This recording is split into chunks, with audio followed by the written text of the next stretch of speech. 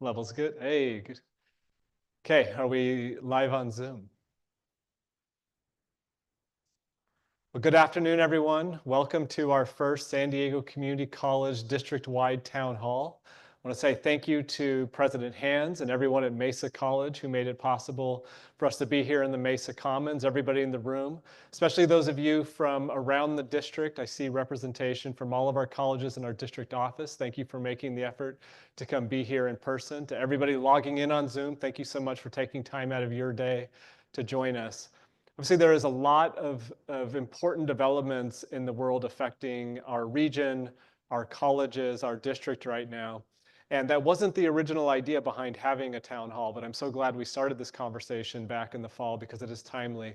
Borrowing this idea from another college that has a lot of remote operations as a way to communicate things that are happening around the district in a more broad way. And I've been trying very hard to get out to each of the colleges as often as I can, doing forums, but only so many people can participate those. And so we wanted to have another venue to speak to the entire district at the same time. And so today we are going to be doing two things primarily. One, I'm going to take this opportunity to introduce you to our two new members of the Board of Trustees and a chance for you to get to know them a little bit outside of the formality of our board meetings. And second, most importantly, I want to introduce everyone to the full range of services that we are providing students in our undocumented or Dreamer resource centers and in our Pride centers. Obviously, there have been developments in the federal government that have directly attacked the identity and the presence of students in those communities. We have been doing many things to support students for a number of years, but I don't think a lot of us are aware of everything that's happening. So I want to use this opportunity to uplift that work, to allow all of us to understand how we can better support our undocumented and LGBTQI+ students, and introduce you to the people that have been doing that work for so long on behalf of our communities. This is our first town hall, so we are not doing questions. We ask for questions to be submitted in advance. I have some of those that I will ask over the course of the proceedings today. I do hope in the future to be able to do this with some live interaction, but we wanted to start simple, keep it manageable, and then grow from here. So thank you all for joining us. With that introduction, let's dive right in to our introduction of our two new members of the Board of Trustees who were sworn in December, have participated in 3 board meetings and a board retreat now. And so I'd like to turn first to Trustee Magana. If you'll briefly introduce yourself to our campus communities, who you are, what your background is, and then what made you want to be a member of the Board of Trustees? Hello. Is it working? Hi, I'm Richu, and I was a counselor professor here at Mesa for 20 plus years. I've been retired. So there are a lot of familiar faces in the room. I've been retired for about 6 years now, but I had such great memories of being here serving students. Before coming to the district, or before coming to Mesa, I also worked at Continuing Ed for a couple years. And then before that, I actually worked in a variety of social service agencies where I served the elderly as well as youth.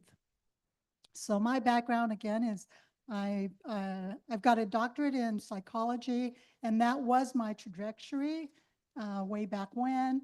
And then one day while I was doing programming, someone said to me, hey, you know what? There's all these positions over at the community college, and isn't your daughter gonna be going to college next year? So I applied and here I am. And I love being where I'm at. Now, why did I run? Well, I actually didn't even think about running, but you know what? Nobody else ran. And there was a time way, way back when I had told my husband that I was disappointed with some committee of some sort that the city had and the decisions they were making. And I told him, the next time there's a committee opening, I'm going to run for it. And that was redistricting. And through that experience, I learned that if you want change in this world, you have to be willing to do it and to step up. So when I was asked, I initially said, what? No, not me. And then I thought, well, why not me? In this world today, we need all of us to step up. And that's why I'm here. Thank you. Yeah, thank you for stepping up. Public service is often an underappreciated aspect of community life. So I greatly appreciate anyone willing to step into that role and take that on. So thank you for that. With that, let's transition to Trustee Jameson. If you'll introduce yourself, a little bit of your background and what drew you to being part of our board. Great. Hi, everyone. I'm really excited to be here. Is this? You're on. It's not very loud, but okay, now it's loud. Um, so I'm an alum of the district. I actually started my educational journey in 2009. As soon as I graduated high school, I enrolled at both City and Mesa. I started taking courses at both campuses. Unfortunately, life was lifing, as you know, and I had to take a couple different paths. But eventually, I ended back up at City College, and I was able to finish school and transfer to Clark Atlanta University, where I earned both my bachelor's and master's in social work. So my background is in social work, and I apply it to every aspect of my life, every aspect of my career. Everything that I'm doing is social work pretty much. And that's what kind of led me to running for this position, or deciding to run for this position. After I finished school, I came back to San Diego, and there were so many different things happening here, so many changes that have occurred since I was gone for about 5 years. And I just thought, like, what can I do to really apply myself and be more immersed in my community and just be of support? As a student in City College, I was so active and involved in the community. I did so much on campus. I was eager to be involved and help and support and serve. And so as soon as I returned back here, those thoughts just entered my brain, like, what can I do and how can I be of service? And then ironically, I was approached as well. And one of my professors, he said, I think you should run for the board seat. And I'm like, what board? I don't know anything about a board. So I decided to educate myself on what the Board of Trustees is and their role on the campus. And I told him I would do it. I'm like, I don't have a problem with doing that at all. And my main reason, I would have to say, was the fact that I didn't see myself or anyone like me serving this position. And I had never seen a Black trustee or a Black woman trustee. So that was another thing that kind of gave me a little push to do this. And I think representation is vital and is crucial to student development. And just to be able to see myself in this position and have other students say, oh, I think that one day I want to go into politics, or and so forth. That's something that is more than just an idea. It gives so much encouragement, and I'm grateful to be able to be in this position. Yeah. So yeah, thank you. Thank you, Trustee Jameson. That point about representation matters is so true in all of my life experience. And just 2 years ago, our district installed an additional flagpole and raised the pride flag during the month of June for the first time. And that was the advocacy of one of our trustees who made it a point to represent his community and advocate for that. So I look forward to the voice and perspective you bring to the board. I know that's not always an easy thing to step up and do, so thank you so much for that. Want to pose one more question before I let you off the hot seat. For each of you, there are so many different student communities that are being attacked right now in some way. I'm curious, what would you like to tell our campus communities about, as a board member, how you plan to advocate for our students, what actions you hope to take to support our students? And whoever wants to jump in first.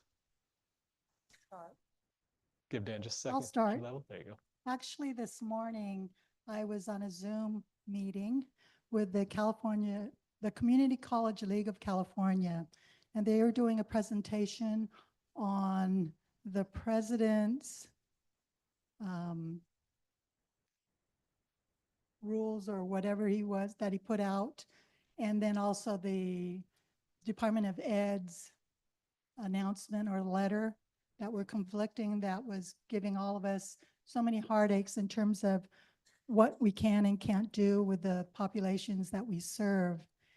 And one thing that came out of that was that we in California have these rules, as well as at the federal level, that we must follow. And that here in California, we serve all of our populations, and that there are laws against discrimination against all of those populations. And so we have to stop from all of the noise and really think about the laws that we have in place that protect us. And then I bring it down to here where I say, you know, our chancellor here has put out an email and a directive stating that, you know, if anything happens, everyone should stop and do, you know, the steps, which for us in our district, for our faculty and our staff, we see what's in front of us. If it has to do with the law, we then call, or we have those little red cards, and we call up the district. We turn everything. We don't make decisions on our own. We pass it on, right? And for our students, I look around and I say, well, if you're scared, if you're worried, look around you. We're all here to help you. All our faculty, all our staff are now trained or being trained.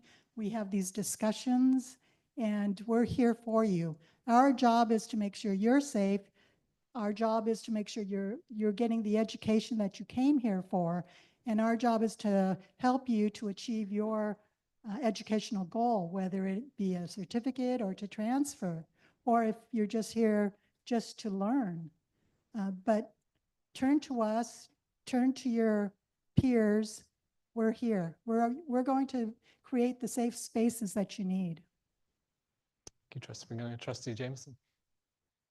I mean, I echo those same sentiments. I think a lot of our students need to, I don't want to say need, but I think it's important that we connect with one another. We connect with all these different communities that we have on our campuses, and really just try to be more of a support to one another. We're all under attack right now. There is not one community that is not going to be spared when it comes to Trump.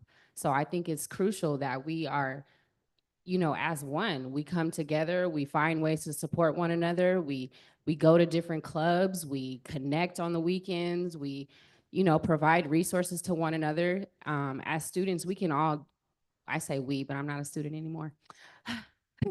But as students, you can all support one another during this time. And on a note of providing resources, I definitely would encourage you to tap into those social justice organizations that are in your community that are providing those workshops, so you can educate yourself and then pass it on along to a peer who may be afraid to step into those spaces just because of what we're facing. Our leadership here at the district is phenomenal. I think it's amazing that we're able to provide that extra layer of security just by using certain words. And it's those words that our unfortunate president is, you know, attempting to use against us. So I can't say enough about just being there for your brother and your sister. That's truly all I can say. But as a district leader, I do want to let all the students know that we're here to support you. And there isn't a time where you can't reach out to us where we aren't going to answer or respond. So please don't hesitate to, if you feel you have a concern or a question or a fear or just anything. If you want to be affirmed, don't hesitate to reach out. Thank you both for sharing that. I've been conducting forums out at the colleges, and if you've not been able to attend one of those, or you're at the College of Continuing Education, haven't been there yet, but if this is the first time you're hearing me say this, I am incredibly lucky to have a board that is firmly supportive of us taking a very strong stance against the false information out there that's trying to categorize anything under a diversity, equity, inclusion, or accessibility label as somehow being discriminatory. I have a board that is committed to figuring out how we can solve any budget challenges, from delays in funding, cuts to federal funding, so that we don't stop any of the services we are intentionally providing to uplift student communities. To hear it directly from you, I think provides a lot more certainty for folks that when I'm out there saying that, that's not me just going out on a limb and hoping I don't lose my job, that the board is firmly committed to this work and I'm carrying that message forward. So thank you both for taking a few minutes out of your day, coming in, engaging a little bit different format with the community. I really appreciate it and look forward to what you're going to do on our board in the years ahead. So please join me in giving a round of applause for trustees Magana and Jameson.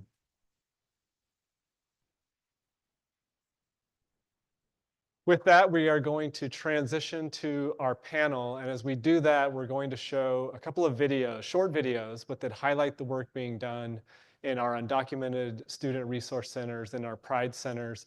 We'll bring our panel members up, and then we'll come into the next section of our town hall. So bear with us for just a minute as we do those transitions. You're free to go.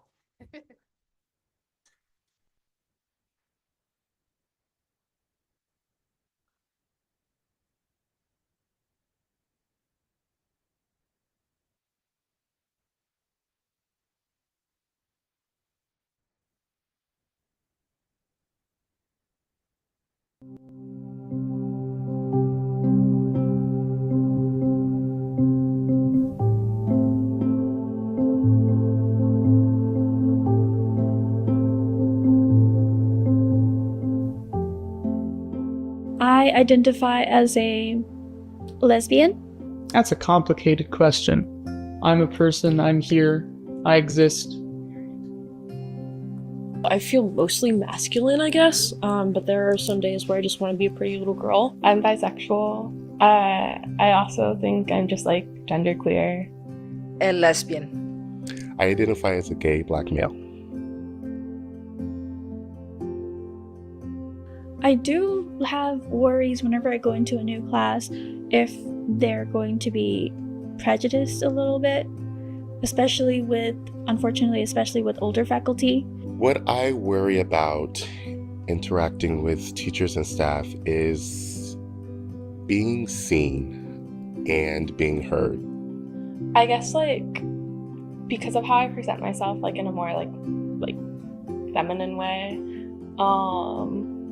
I guess I don't like being like referred to in a more feminine way, which like obviously that's how I present myself, but I feel like a lot of times we don't use like necessarily like inclusive language, which isn't like an innate thing that people do, but I think it's something that could really help. Staff and teachers here have been pretty wonderful. No one's had any issues. There's not been any problems at all.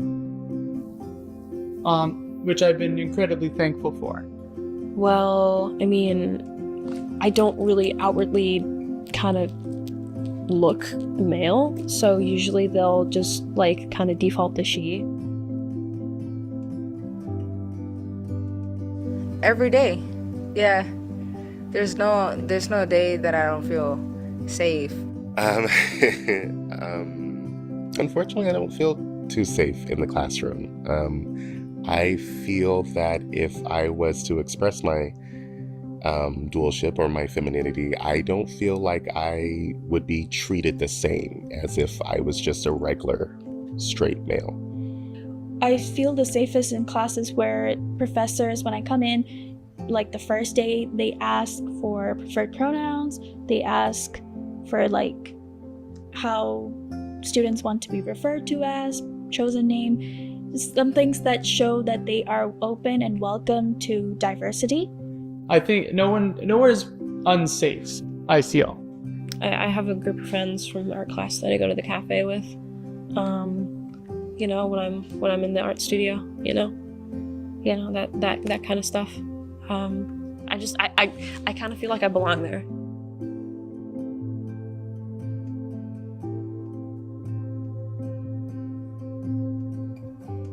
I am SDCCD.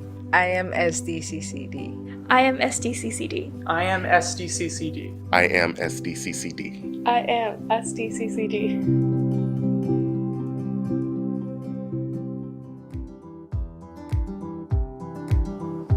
The San Diego Community College District's mission is to uplift the diverse individuals and communities we serve with culturally responsive teaching, learning, and work environments. Our campuses are safe and you will always be welcome here.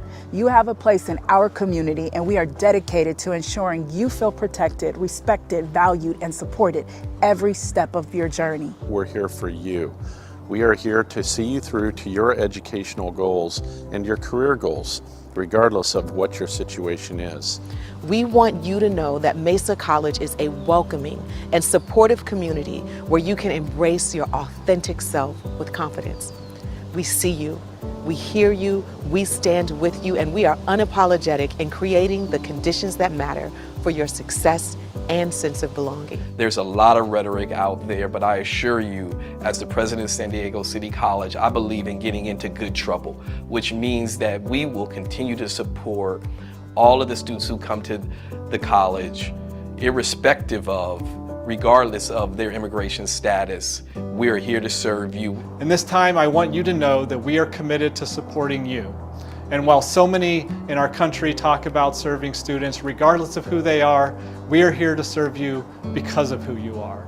Your lived experiences and identity mean everything to us, and we are committed to you and what you need.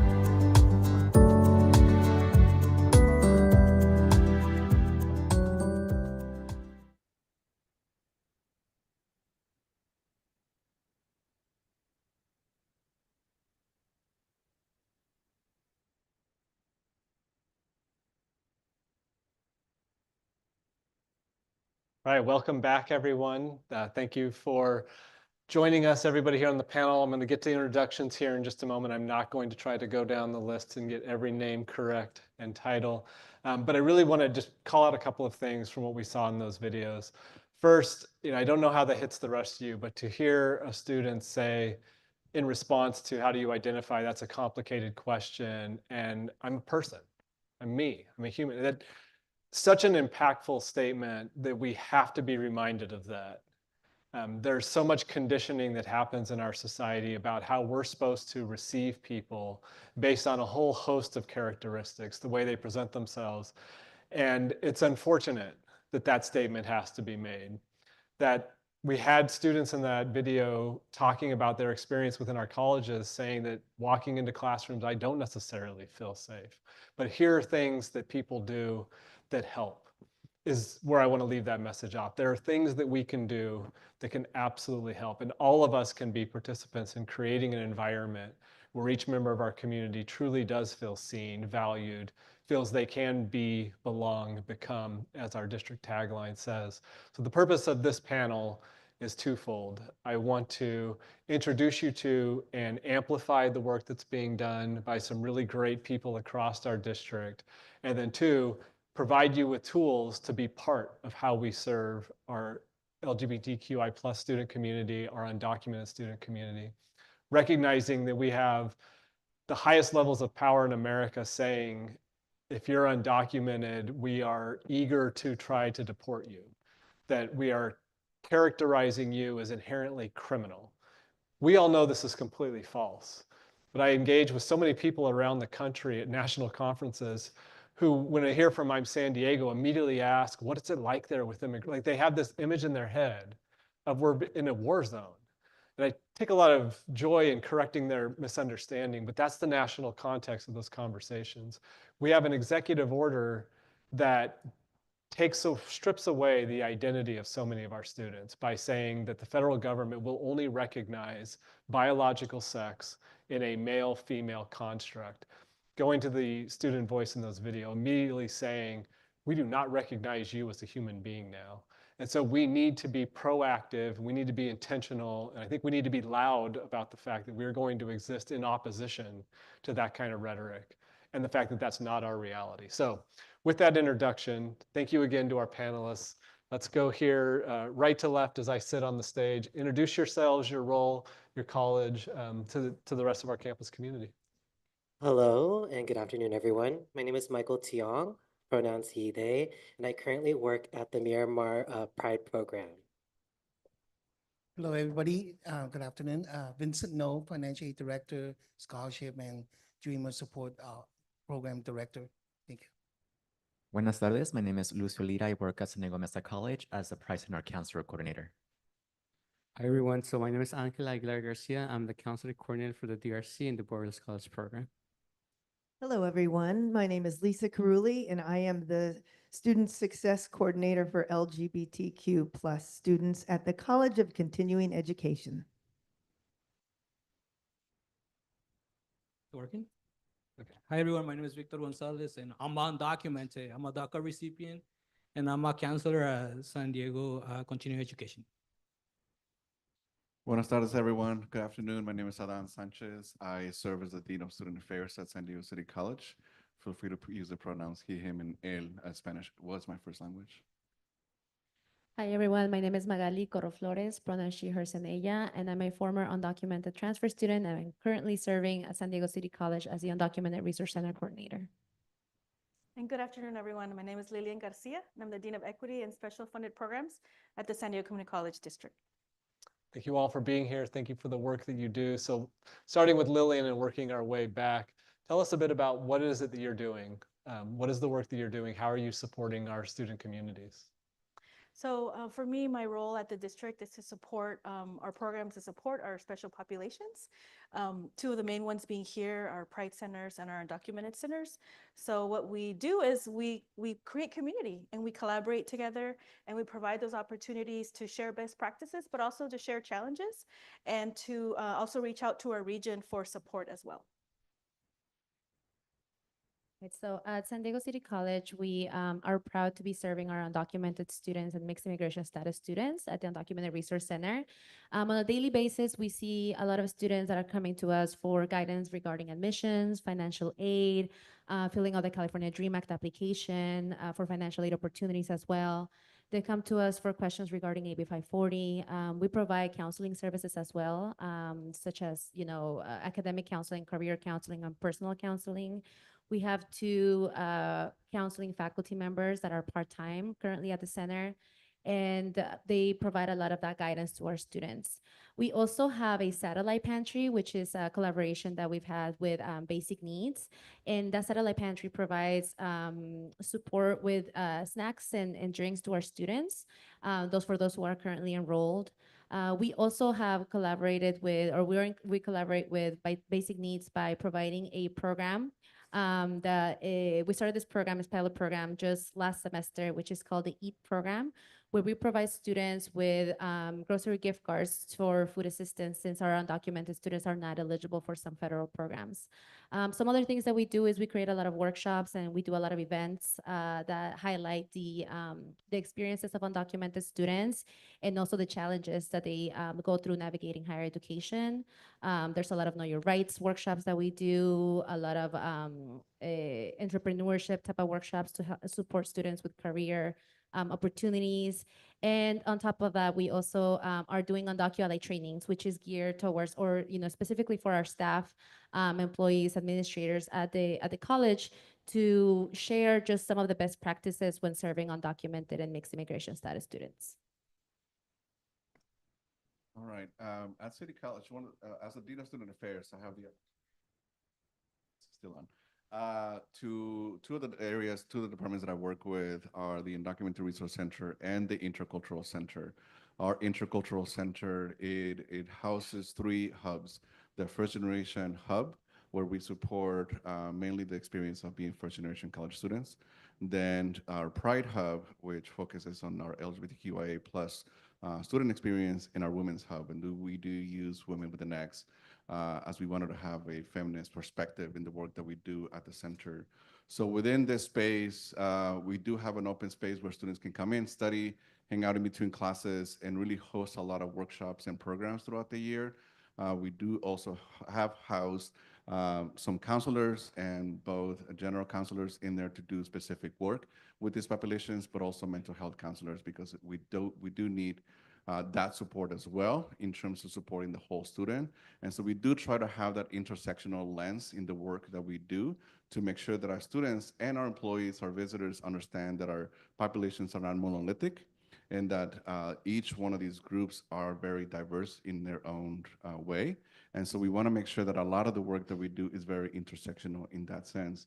And so that's a lot of the work that we're doing by partnering with different departments who host events in that space, and giving the students the opportunity to be in the space without feeling like they're outing themselves, especially with some of these identities that are marginalized and potentially targeted in some way, especially by the media. And so we want to make sure that students feel validated, uplifted, and feel pride in who they are and the identities that they represent. And so we want to make sure that a lot of the work that we do is very proactive in that sense, that they are feeling proud of who they are and that they have strengths based on who they are, being able to see themselves as resilience, persistence, hard workers, driven because of these identities, and not with the negative stigma associated with some of these identities. Well, I like to say that we do everything, right? And I'll explain a little bit more. So, but on a daily basis, besides providing academic advice, we also do a lot of employment, legal, and educational resources. So now let's just keep in mind that our students are new to this country, right? So they don't know much about how society works. So we're always helping students navigate the system, the educational and the social system, right? Um, and that's what we do. That's yeah, it's hard, but we love it. We love it, and we know our students need a lot of help. Yes. I'll kind of piggyback on what Victor said, because I think continuing ed, we have a little bit different model. We have 7 campuses. So as the LGBT student success coordinator, I meet the student where they are. So I do a lot of events at different campuses. I do tabling. I'm at a given campus every week, a different place and space.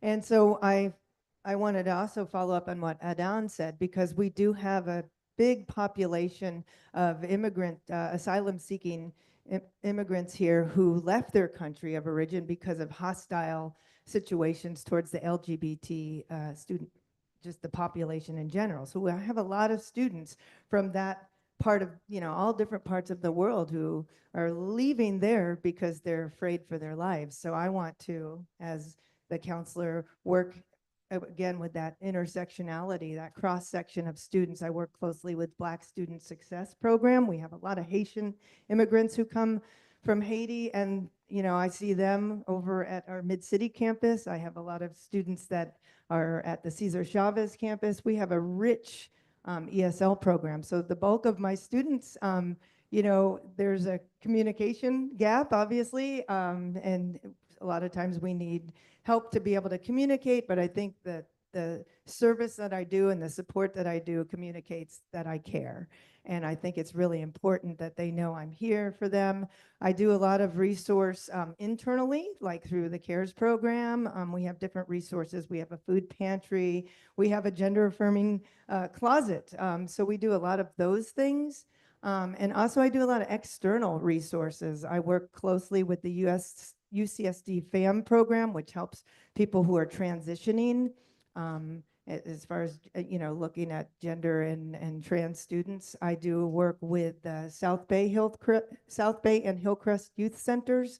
So running programs and affinity events. I do a lot of interesting health programs where I have people come onto the campus and do health screening and help students to understand how to stay healthy with their partners and in their community. And the goal for me really is to build community for all of our students who come from all over the world, that I build community and they feel safe and supported.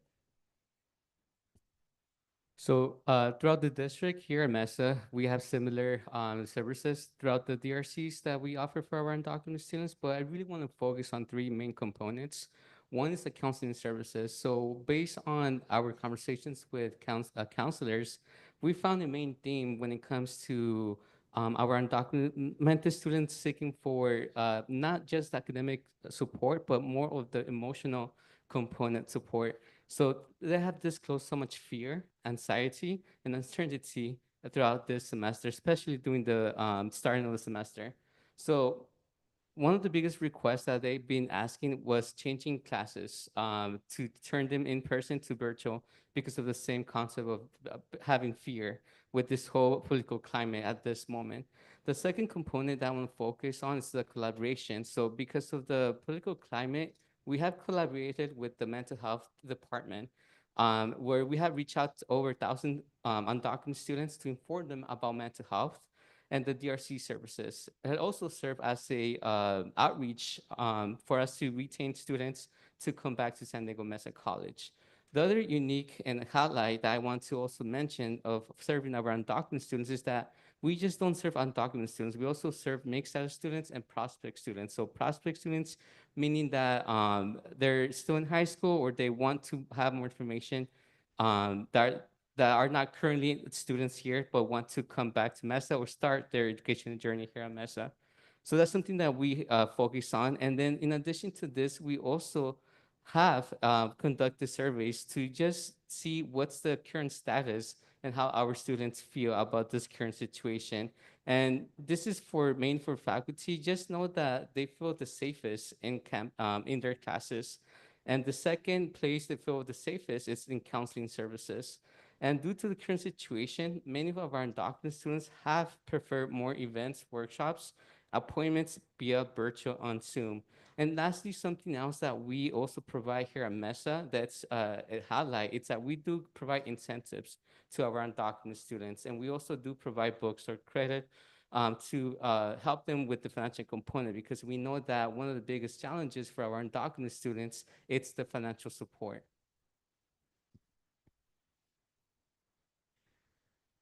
Hello, I'm excited to share with you all the great services that we provide here at San Diego Mesa College Price Center.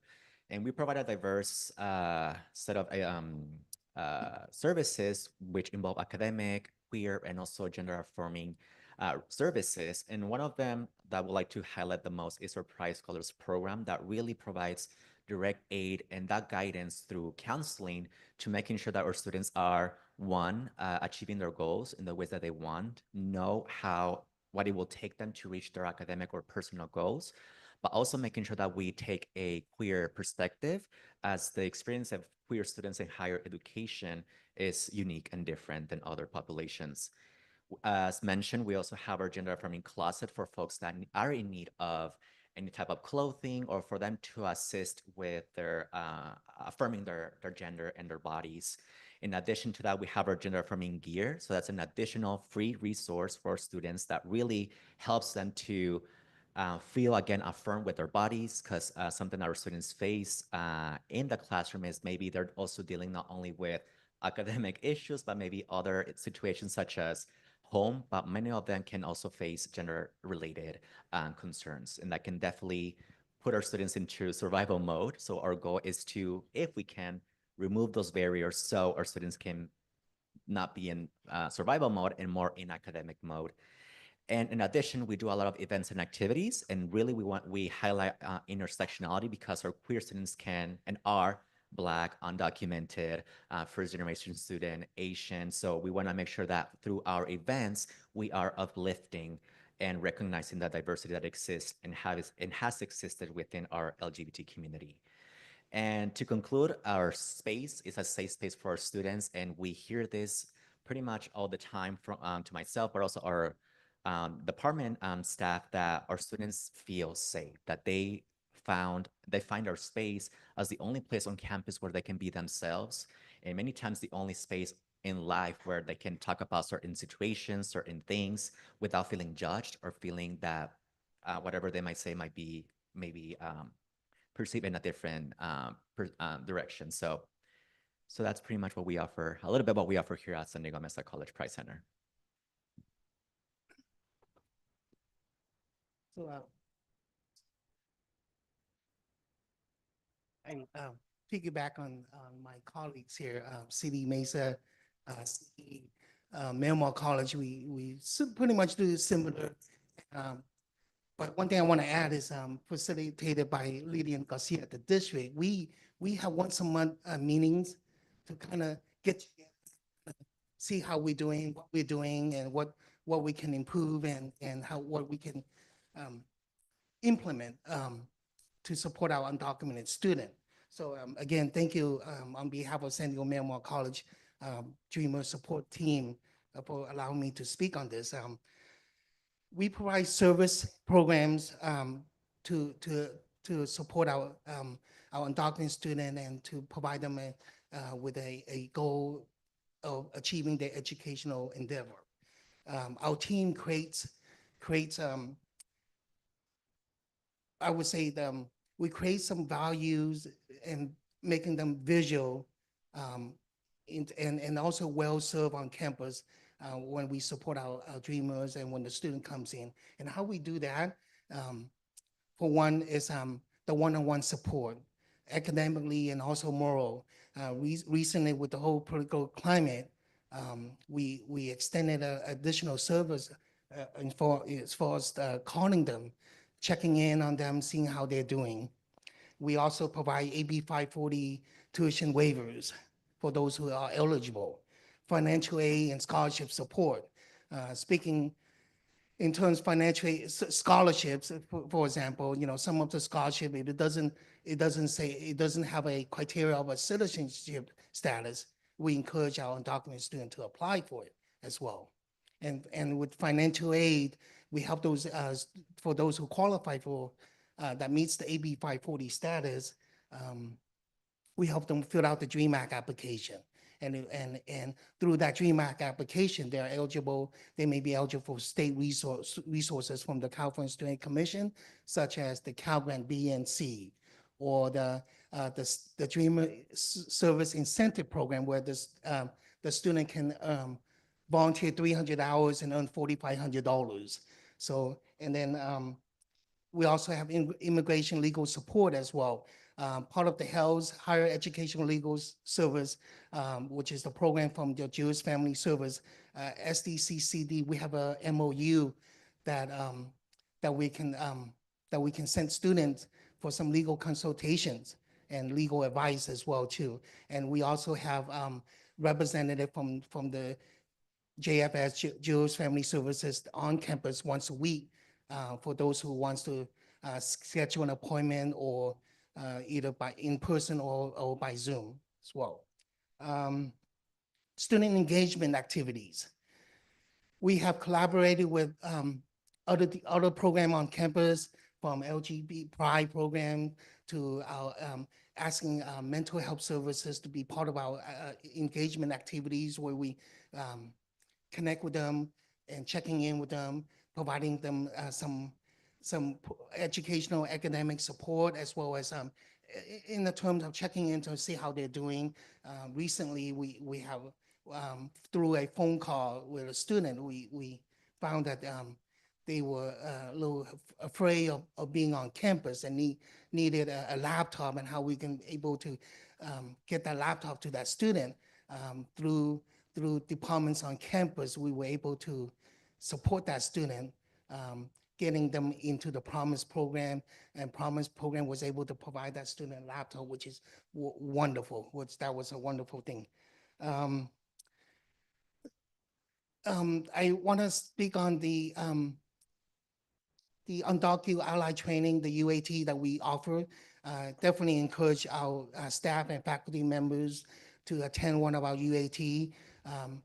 Educate yourself on what does undocumented mean, immigration means, educating them on how what does it mean for somebody that doesn't have the immigration status, and basically through educating them, basically we'll be able to be more united in terms of providing better support for our undocumented students. Thank you. Hello. So definitely want to echo what many of you, my colleagues have stated, especially for those that are working in the Pride centers and the Pride programs. I think one of the things I want to do highlight in terms of what Miramar is doing is that because our space is still in production and in development, one of the important things I wanted to incorporate on campus is our visibility. It is important for having all of our workshops, our events, our fairs and panels to promote those safe spaces because we don't have a convening area for for students to be in. And so this allows us to have conversations, to have more inputs and perspectives and opportunities for our students and faculty to explore those identities in a safe space. Another one is, again, in terms of collaboration, I think Vincent did touch on that we have been working with other student programs.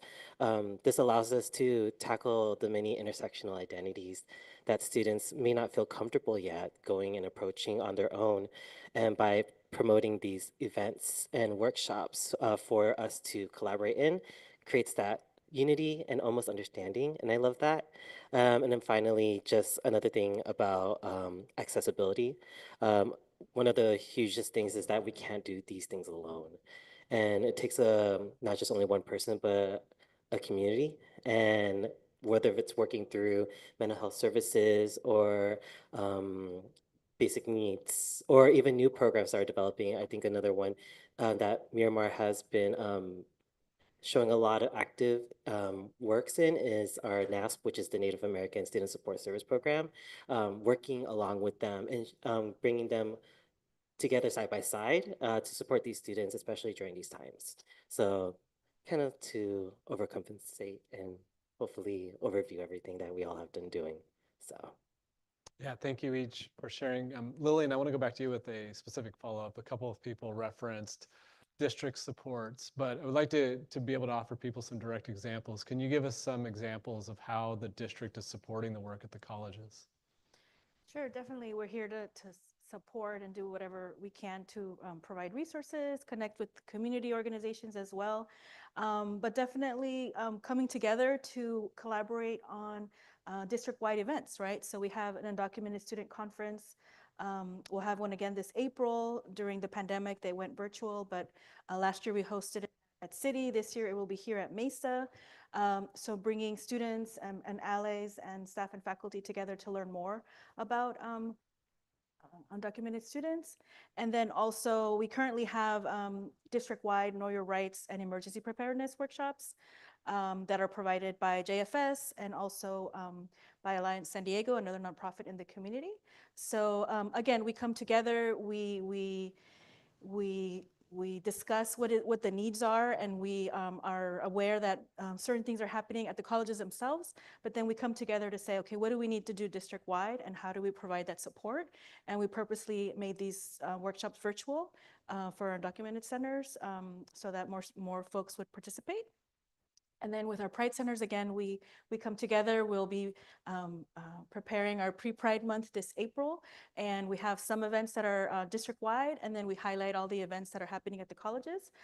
So we come together to build that calendar together to provide that support to students and to allies as well. Thank you, Lillian. So the next question I want to ask everybody on the panel, what can we all do as people working in a variety of different capacities, instructional faculty, counselors in general counseling or in EOPS or DSPS, or at the district office, administrators, classified professionals throughout our district, as we encounter students, what can we do to help be a force multiplier for the work that you're doing? How can we support you in your work or deliver services to students in the moment that we're interacting with them without having to send them over to see you? Maybe we'll start with Magali and work down.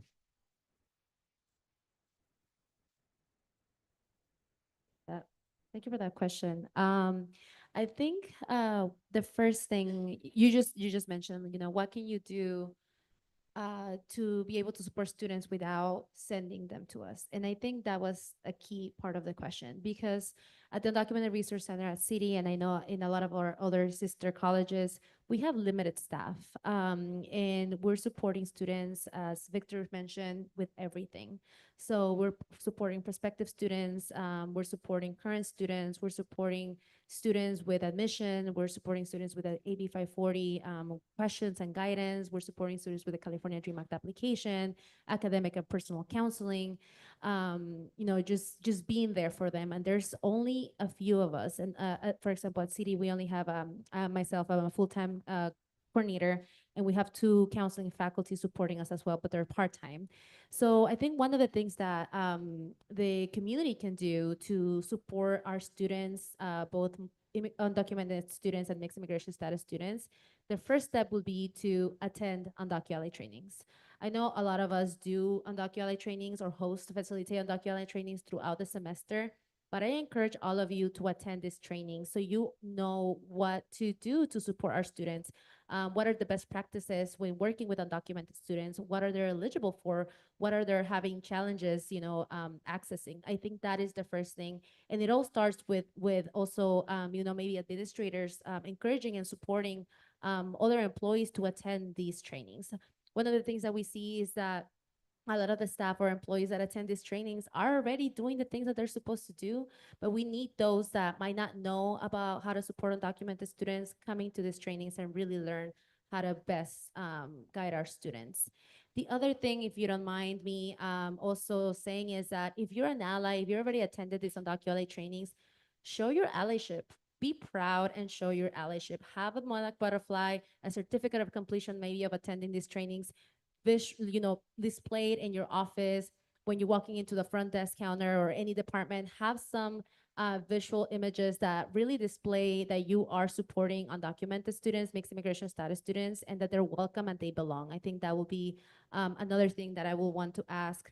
And thirdly, we mentioned a lot of events and intersectionality, right? And as I mentioned, we have limited staffing. So whenever you are hosting an event, whenever you're having any type of speaker, think of undocumented students, their lived experience, and also their challenges. So make sure that when you are creating these events, be intentional about the whole student population, including those historically marginalized population of students. Yeah, I think absorbing the work, some of the work is important, right? Because of the limited staffing at some of these spaces, and being able to be willing to collaborate, being able to partner with each other as the centers, but also be willing to take the work for your own department, being able to educate yourselves as individuals and as a team, and being able to bring in some folks to support that learning, but really taking the time to host your own events around these identities, right? I think one of the examples that I always give with folks is like when the scholarship coordinator used to report to student affairs when I first started at City, I would say just do workshops around, the first generation experience. So how to get scholarships for first generation students. It's the same content, but the flyer has the identity of first generation, right? So students, when they see that and they see their name, their identity represented in the marketing, they are more willing to attend instead of just a general workshop that's for scholarships, but they know that the facilitator understands their identity as a first generation college student, right? So try to host those events, and that's what we do at the Intercultural Center and the Pride Hub in terms of those intersecting identities, where you can have workshops or conversations or dialogues around women of color or queer women of color, first generation veterans, right? On the undocuqueer experience, we just had an event yesterday or last semester about it, and then yesterday around the Black and undocumented student experience. So being able to host those events at your own departments are key in the way that you are also supporting students and not letting the folks carry the burden at their specific departments. And taking the time to learn the resources on your own campus as well, and the resources around your departments. Where are the inclusive restrooms available near your space? When are they open? Why are they not open? Being able to advocate for these resources are important at your own campuses, and being able to lean on the quote unquote experts for support, but not depend on them to lead these efforts. It is going to be critical in that sense. And I think for me, the last piece is don't get stuck in the technicalities, right? I think if a student is saying, this is my chosen name, this is what I want to go by, and you're like, nope, PeopleSoft says this, is like, let's not get stuck in the technicalities. And unfortunately, we've seen that as an example where students are facing that experience somewhere on campus because someone says, nope, I'm going off by the name that's on PeopleSoft. And so I think those are the little microaggressions and the little negative messages that students receive, then they don't feel validated in the way that they want to be presented on our campuses.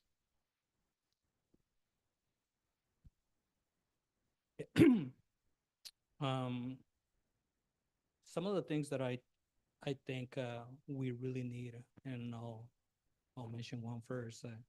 It's funding, right? Let me tell you a little story about me. A few years ago, this counselor called me and asked me if I wanted to volunteer for a program. And I said, well, yeah, why not? I got some free time, right? A few weeks later, she told me, Victor, you cannot volunteer anymore because it's not permitted. So you're gonna become a project assistant. I was like, okay, well, I mean, if they're gonna pay me, I mean, I was willing to do it for free, and then if you're gonna pay me, why not? So then, she told me like, oh, Victor, I got some good and bad news. You will not be able to become, you're not gonna be a project assistant anymore, but you're gonna become a counselor. So I was like, what? And I was very happy. So where am I going with this is like, we need help. There's no funding. We need help. So if you got time, please come to us. Um, I know we got something for you, right? We're always looking for people to help us with resources. Your own personal experience will help us a lot, right? So that's one. The other one is collaboration. I know working, we're so used to do all this work our own, but I think it's time to come together as a family and kind of forget about this otherness, right? Like, oh, you're this program, right? No, let's come together, help each other, and it will benefit not just our students, but our society as a whole.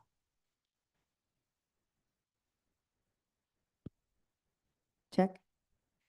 So as the LGBT student success coordinator, I am, it's 50% of my contract, and coordinating a program like that. If you think about, if you were to look at the population of the College of Continuing Education, you basically could guesstimate that at least 10% would identify as part of the queer community. So that's a lot of students. If you know how many students we serve, we have 130 plus vocational programs. Our ESL program, as I said, is quite large. So there's a lot of work to be done and not a lot of time and not a lot of resources.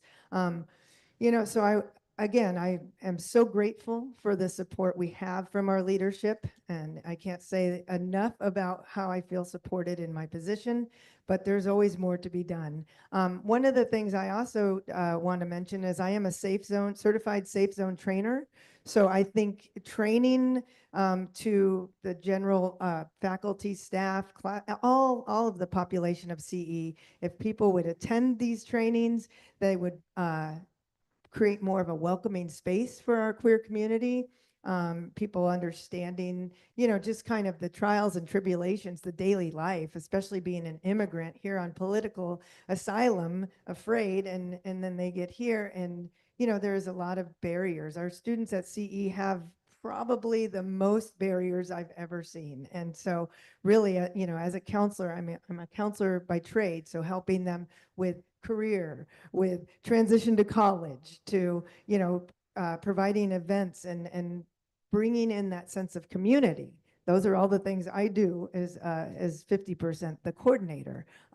So I think just knowing that where the high traffic campuses are, we have some campuses that are really, really busy and a lot of students. I would love to have a designated space where I could build community and students could have a confidential space where we could meet one-on-one. As of now, when I go to my tabling events, I'm doing it in the lobby. It's not very confidential, and I don't want to have students share too much. So then I make a later appointment to meet with them. But again, space is always an issue with CE. We're quite large. So having a designated space on maybe one or two of our campuses that could build community would be very helpful. I think students would feel safe and feel part of a community that's even larger. The other thing is bringing together our colleges. We work very closely together. It's called the DQA, the District Queer Alliance. So we do that. We have our monthly meetings. And so being able to work with Lucio, for example, I'm bringing a group of students who are wanting to transition to Mesa in the fall. We're going to go to, I believe it's in April. We're going to go bring a van and I'm going to bring a half dozen students to look at the Mesa campus, but also attend the LGBT summit that the state chancellor puts out. They put out a big summit every year in April. So we'll be doing that. So really just letting students know, that CE is, we're serving them in, to career, to resources in the community, but also transition to college. So we have all of these things that we do. It would be nice if, if maybe I was an octopus and I had 8 hands, but I don't. And so that's, just having resource and having maybe some more assistance with that. Thank you. So my advice for all overall, like admin, faculty, and classified professionals is show empathy. So show empathy to all students. And the reason why is because you don't know who's undocumented. If an undocumented student discloses their immigration status to you, it's because they trust you. So please listen and show empathy. Second, like what my colleague Magali says, show up to trainings. This is the time for you to enhance your learning and how to better support our undocumented students. Additionally, I just want to say as a reminder that here at MESA, we're going to be doing our undocumented advocate training, and it's going to happen on March 14th. So I'll hope to see you all there.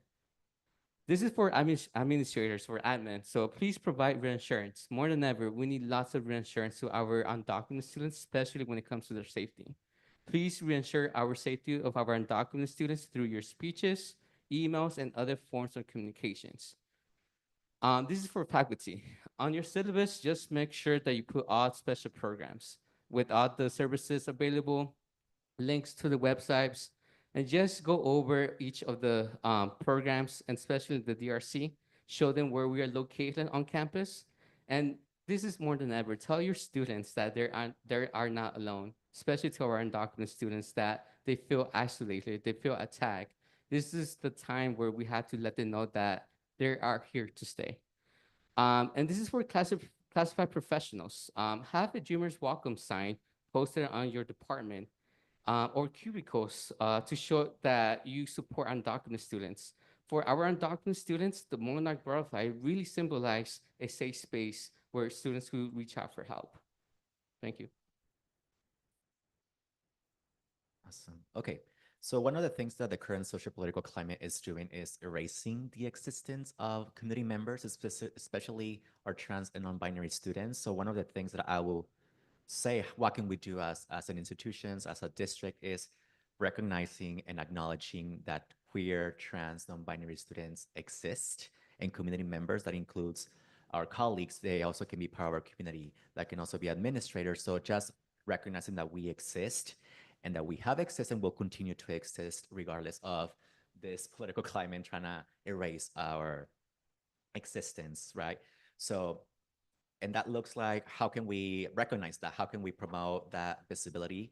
And I think one of the things I think is in the classroom, like how are you providing the exposure to queer literature, just queer people in the classroom, such as in the syllabi and the presentations that you're doing in your classroom, in your programs? Are you recognizing that queer students exist as well there by collaboration? Is something that Dr. Lisa mentioned earlier.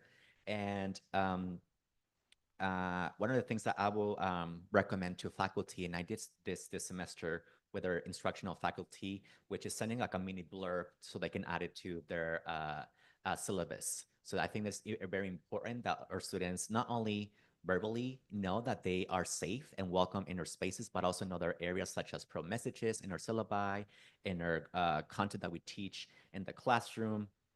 And similar to what Dr. Angel also said is show up and show empathy to our students. Maybe during these times, our students might be navigating certain situations that maybe showing up to class is going to take extra time or additional effort to meet their academic goals. And one of the things that I really want to point out is our mental health counselors. We need you to take care of yourself because we need your support to support our students during these times. I know our Mesa College, we had a meeting yesterday, that our appointments or just the request for mental health services has increased by 200%. So we need to make sure that we are providing as well that mental health services, as many, maybe our LGBT, my counseling appointments tend to turn into holding space, doing de-escalating approaches because our students are navigating multiple things during this time. So that will be what I would recommend, or how we can show up as a community for our students. For me, two things. Just like my colleague mentioned, I highly recommend attend our undocumented outline training. For one, it will provide excellent opportunity to better identify and understand the status of immigration individuals, undocumented individuals. It will help you gain deeper understanding of all the complexity and surrounding immigration status and all the legality of terminologies. And by participating, you'll be better prepared to serve and support our ally and advocating to assist those who are affected by it and fostering a more inclusive and informed community. The second thing I want to mention is recently, with the whole political climate, we've been offering a lot of know your right webinars. Please take the time to attend. I know sometimes it's evening, it might be during your dinner time, but we have multiple dates for our Know Your Rights, and it's so important because I don't know if you saw in the news, it's about a month ago where there was a family in Escondido that ICE was knocking on the door, and she knows her rights. She was reading the red card and was like, oh my God, I'm so proud of that. And she was reading verbatim the Fourth Amendment, the Fifth Amendment. And that just it was really touching for me. And I encourage everybody to at least attend one of the webinars that we're offering so that you understand everybody has rights and we all have rights. Thank you. All right. There's a lot that has been spoken on too, but I guess I can go ahead and touch on some of the things that I would hope that as a district, as campuses together, is to continue on that collaboration, right? I think through collaboration, we understand and learn a little bit more about what we all do, because not everyone is all versed in everything. So learning from each other, how are ways that not just only can the Pride Center support queer folks, but how can other programs do it as well, and vice versa. One of the things that I also hope is continuing on the involvement, whether if it's through communication, through conversations, how are you applying it through life and to the ones that you love and to the people in your community? How do you translate your knowledge and what you're learning here on campus? Does it affect others around you? Because this is what students are going through in their lives and how they are impacted in their education. Also being involved, right? Not just only on campus, but outside as well. Being visible, it's important for us to showcase our and honoring our allyship and our identities and being proud of that, no matter what works we have done or will hopefully do in the future. Because that's what who we are as humans, and what we do to serve our students is to be ourselves and to learn more about the people in our communities. Thank you all for sharing that. I want to highlight, I promise I was not texting or doing email during my own forum. A couple of the key things that came out of there that we can do: attend Undocu Ally trainings and proactively invest in our own knowledge. As administrators, every supervisor and manager listening right now, support people's ability to attend those trainings. Show our allyship. Put the sticker, the sign, the thing up, whatever that means, if that's physically in an office, if it's on our email signature block, wherever you can, publicly show that. And that really struck me, because I think a universal human experience is walking into spaces and feeling extremely uncomfortable and looking for any sign that you belong there in some way. I think everybody can identify with that feeling and how much more important that is when the stakes are elevated like they are. Be mindful of the lived experiences of the people that we're interacting with, which speaks to something that I've been talking about for a while. How can we very quickly, in what might be a short interaction, understand something about the lived experiences of the person we're engaging with? Because then their behavior makes perfect sense. And I like to say, if I had your lived experiences, what you say and do would make perfect sense to me. That's an investment on our side. Educating each other. hosting our own events, bringing these educational opportunities into our own spaces, learning more about the resources that are available on campus so that we can provide that direct connection and not send them somewhere else to be sent somewhere else. Getting Safe Zone certified, and again, showing that to people so that they can see and know walking in that we are committed to providing inclusive spaces for members of our LGBTQI+ community. Creating confidential spaces. We can't build new offices maybe, but we can certainly think about how we can work within our existing spaces to create those confidential spaces. Showing empathy to each other, making time to take care of ourselves and invest in our own well-being so that we can be at our best serving others. Providing links to resources, whether that's through a Canvas shell and a syllabus, other ways that we can promote what's out there and connect people to those. Being inclusive in our instruction, in our services with intention. So just a handful of things that I think we can all go back and reflect. How can we do that within the scope of the work that we're doing day to day? So we have about 10 minutes left. We have this opportunity. You're sitting up here with me, and I have come to terms with the fact that when people speak to me, they get to speak truth to power. As weird as that is still for me, what can I be doing? What can the district be doing to better support you in your work? This is your chance to advocate and tell me directly, this is what we need. This is what you should be doing. Magali, it looks like you are ready to go. So let's start right there. Thank you. Well, first of all, I do want to thank you for being so fast in updating the Administrative Procedure 3415. And not only with updating with clear guidelines, but also providing that white card for employees to be able to know exactly what to do in case immigration enforcement comes to campus. But with that being said, one of the things that I would love to see, maybe if it's a possibility, to have this AP 3415 training maybe mandatory for new employees and current employees, so people really understand, you know, what they need to do in case this were to happen. So that's the first thing that I wanted to see if we could do. You know, there's a lot of like online trainings like FERPA and other things that are mandatory for new employees. This will be great. It will be included for all new and current employees as well.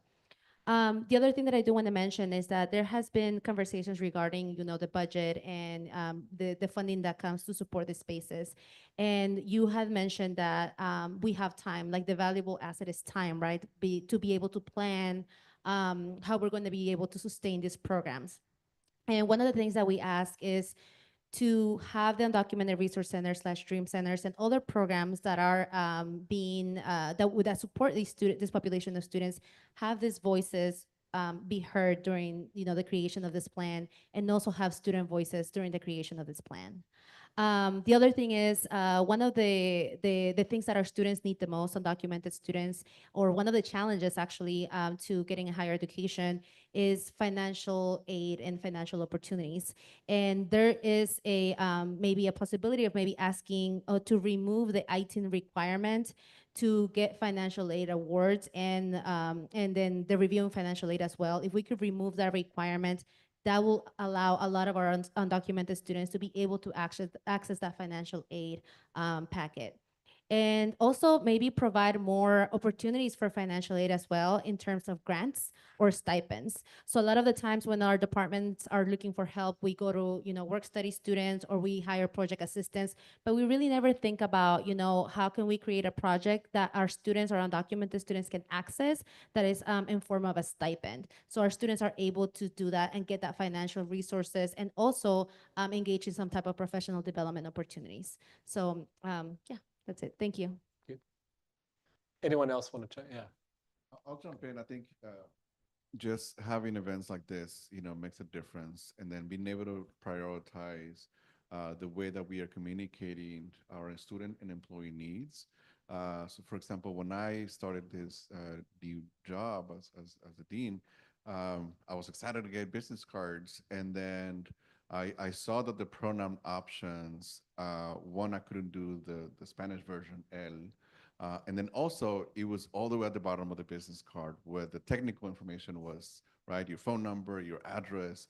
And so, you know, being able to prioritize these things. And so updating policies and guidelines as a district that prioritize and center the LGBTQ plus identities is really important to make sure that we're sending the right message to our students and our employees that we value these identities, right? And so being able to put those pronouns next to your name, like we do in everything, like even this, session, as well as pronouns in other languages than English, it really sends the message of the diversity that we have in our district.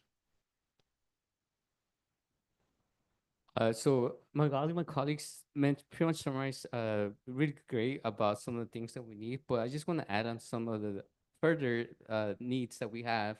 So I really want to see revisiting district policies that we have in place that are pretty much barriers for our undocumented students. Magali did mention one example about ITINs, but in addition to this, I do want to see more of an emphasis and support when it comes to financial aid, especially what happened of last semester during the fall 2024, where the California GMACs were pretty much loaded until October, and that really impacted our undocumented students. Many of them they got discouraged because they didn't have their financial aid, and because they had no financial aid, meaning the CCPG on file, they missed out on EOPS and other programs where they had to have the CCPG on file in order for them to receive those crucial fundings, because we know that our undocumented do not receive that much financial support. So revisiting those district policies is key. In addition to this, be more flexible when we are giving direct grants to our undocumented students. That would be also great. And lastly, I just feel like when it comes to MESA, we do have a lot of support when it comes to like the personnel. And it would be great for to see my sister colleges, Miramar, City, and Continuing Education, to have other DRC personnel, because we here at MESA, we do have myself, which is a full-time counselor. We do have 2 adjunct counselors. We do have a full-time SSA, 3 project assistants, and this is why we could serve so many students at once, because we have a full team. And this is where we are trying to advocate for our sister colleges to have that support too as well, because it's needed.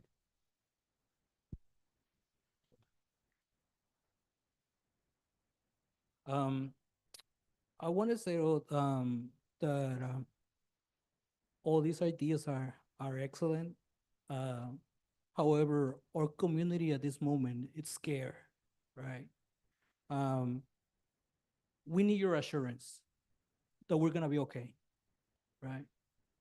We need you to compromise that you're gonna protect our programs, so that way our students will feel confident and will return and use the other services my colleagues are talking about. Thank you. Jump in on that as well. I think that you have shown your support, and the fact that DEIA programs are literally under attack as we speak. I think that our students deserve to see a reflection of themselves in our classrooms and on our campuses. And I love the fact, I am also the site compliance officer, so I wanted to just throw in the idea of the diversity question and how we've crafted that question. And I think an onboarding process that really kind of engages someone, so we can kind of see, that they are going to be advocates for our students, that they are going to support our students, regardless of what their beliefs are, that they are here serving students. The students are our customers. We would not be here if not for them. So we want to make sure that we're reflecting our care, our advocacy, and our community, and so they can see us. I started at City College. I'm an alumni from City College. Never ever thought I could, even go to school. I was a professional surfer, and started at City College. And if it wasn't for the support I got there from the faculty and the staff and the counselors, I don't know if I would have stayed. So I really want to emphasize the fact that we have to reflect, that student. We want them to see us and know that we see them and that we hear them. Thank you. For LGBT or Pride centers, I think it's important to have a secure funding. Many of our centers are running with one-time funds from the state chancellor's office. So it's important that we find these resources to keep our services that we know are supporting in great ways our students. And that also involves like funding for employing dedicated full-time, not only faculty, but also classified. As Angel mentioned, it takes a village for us to help our population. So, and we can have that, that will be amazing. we are seeing this increase in mental health need. So if we can have, if possible, some mental health counselors in all queer affinity spaces, that will tremendously help with the mental health of our student population.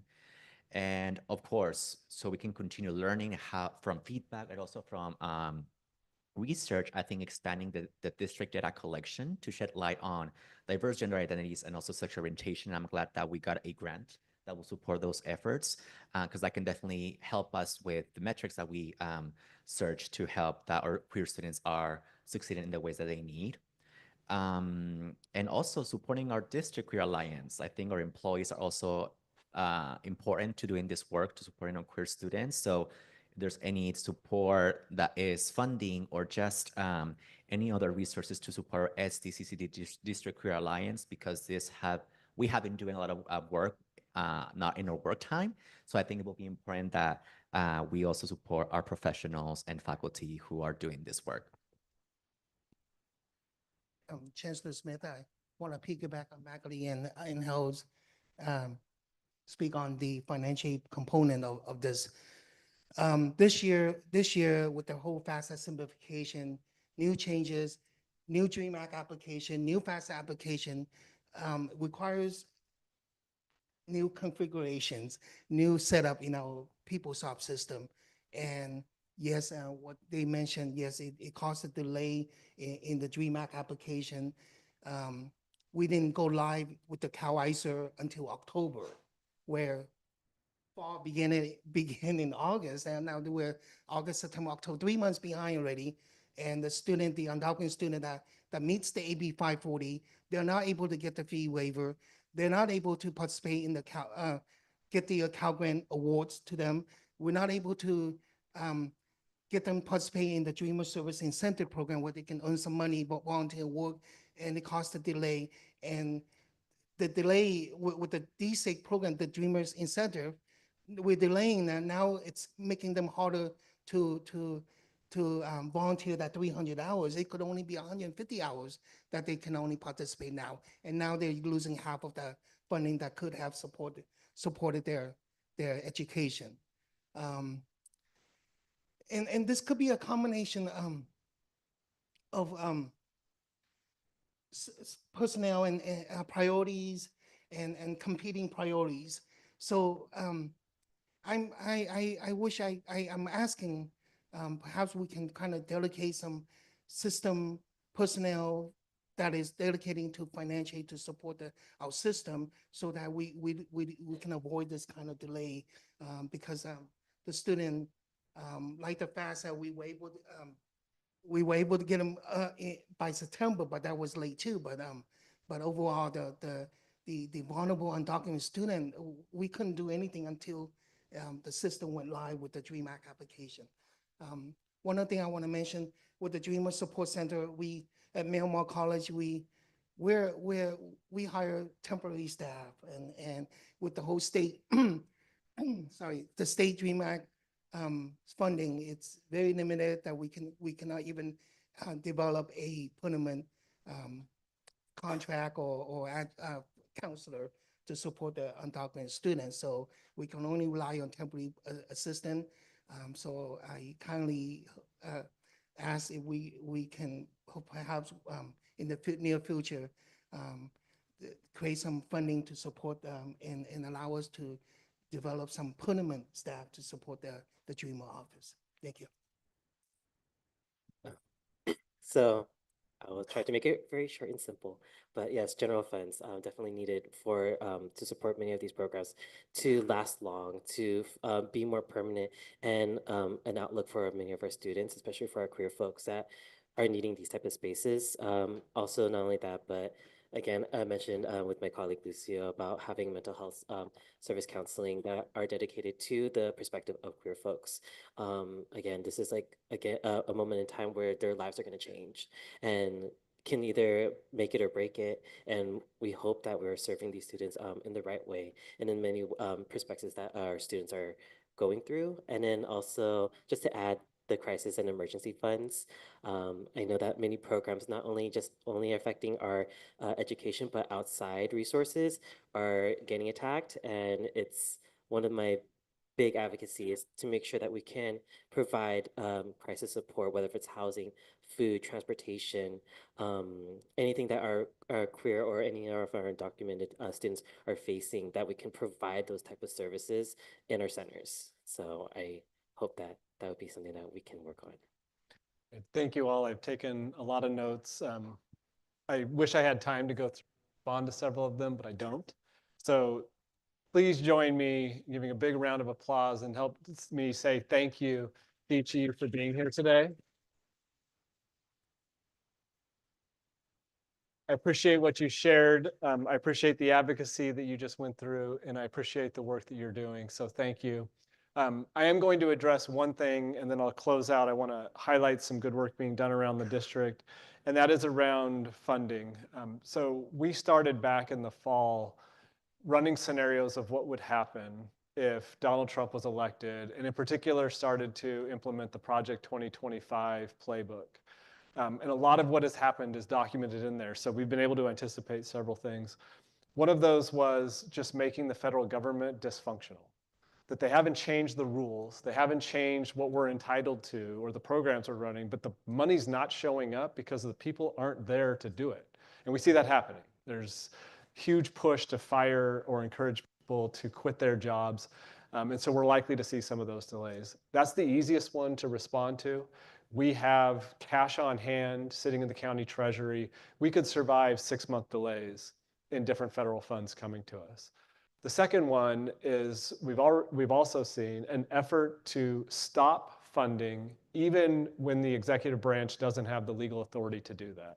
So Congress enacted the Higher Education Act.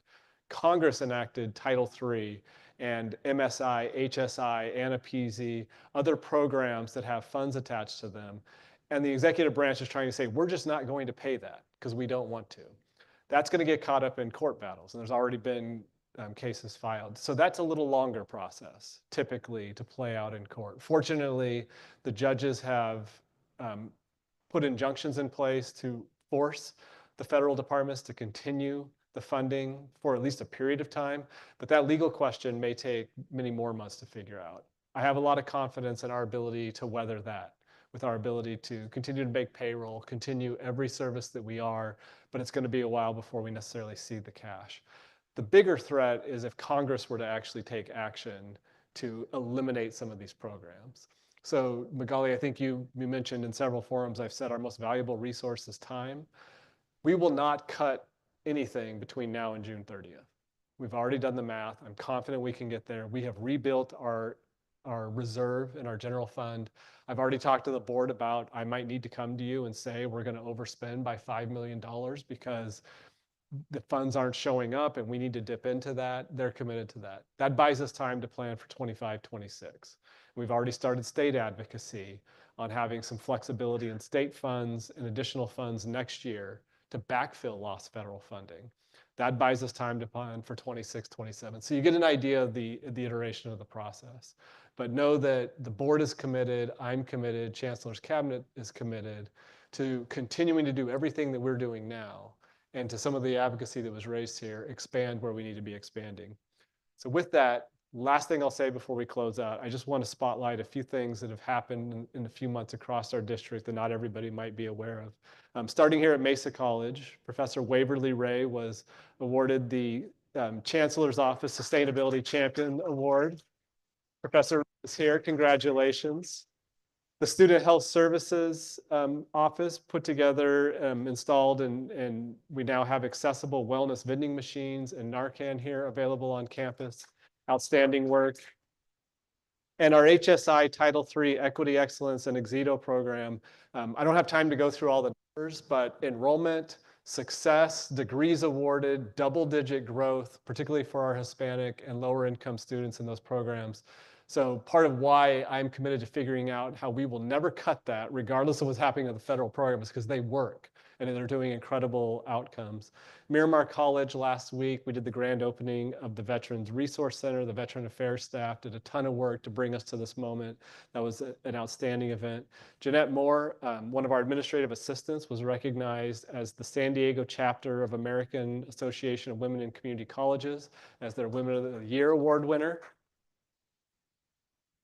And we had 6 graduates in our EMT program who were part of the Earn While You Learn program, participating in opportunities to get paid while going to college to defray the cost and to increase the number of women that are going into the EMT field. So that was very exciting. At the College of Continuing Education, Jessica DeKuku developed the SDCCE CARES program, the first attempt to have a real formal basic needs support in the College of Continuing Education. Kristen Lullis, tutoring faculty coordinator, opened the first tutoring center at the College of Continuing Education. And Mark Nesbitt was recognized just for providing outstanding service as the Director of Administrative Services to everybody in the college and the complexities in navigating budget and administrative services processes. In the district office, Araceli Bustamante, our budget manager, implemented our EPM cloud system. Technical jargon that basically means we have a lot more secure, responsive systems in finance and budgeting that we can rely on and do a lot more automation in that work. In educational services, I have to say it everywhere we go, Victor DeVore is doing incredible work to identify fraudulent enrollments, stop them from ever showing up on a class roster, taking a space from a real person. He doesn't catch 100%. We need more solutions there, but Victor is doing incredible work, so wanted to highlight that. And finally, wanted to recognize and congratulate Jane Obara, our 2024 SDCCD Police Department Officer of the Year. There was a lot that you could learn about the things that Jane is doing within our community, outside of our community, but she's doing phenomenal work. So just a few examples of what are thousands of people doing incredible work. To do more of these in these town halls. With that, we're 6 minutes over. We started about 6 minutes late. So appreciate everyone who gave me 6 additional minutes of your time. I owe you. Last thing I'll say is thank you, Mesa College. And I see Professor Rogers, Dean Rogers, who has brought Acting Dean Rogers, who has brought exhibits from the incredible World Art Collection here at Mesa College to join us on stage. Thank you so much for giving us a beautiful space to host this. We're going to bring the show on the road, so we'll be announcing the next town hall and the location soon. We'll be at another one of our colleges. Thank you all for joining us. Thank you, panel, for being here. Have a great rest.